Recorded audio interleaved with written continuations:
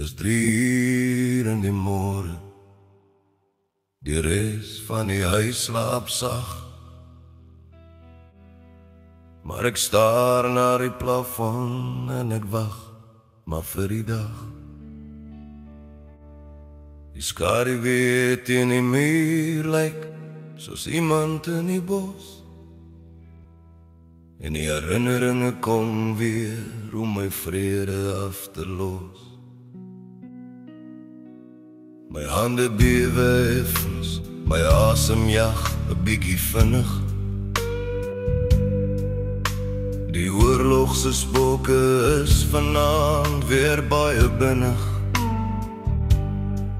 Ek hoor 'n takkie knak daar buite in die tuin.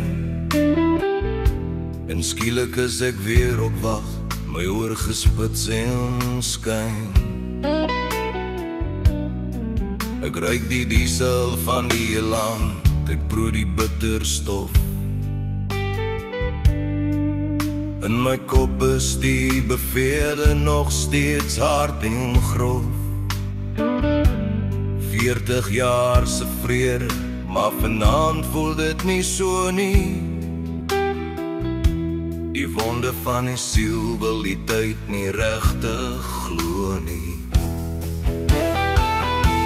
Dis 3 uur in die môre, die donkerste voor die lig. Ek veg weer die gevegte met 'n sweetdruppel op my gesig. Maar Here, U is hier, U sit hier op die bed se kant. U hou my die winde van ons pas in die groot en sterk aan. Hier is die wagter wat nooit sluimer of ooit slaap nie. U laat my nie alleen in hierdie diep en donker gat nie. Ek hoef nie voor te gee nie, ek hoef nie sterke lyk. U sien die bamsien wat agter die grys hare kyk. U weet van die nagmerries wat oor die doringdraad klink. U weet van die trane wat in my eie hart verdruk. En hierdie stilte voor die dagbreek vind ek weer my rus. Die teenwoordigheid is die water wat die vuur in my blus. Ek bid vir my makkers wat ook nou wakker lê.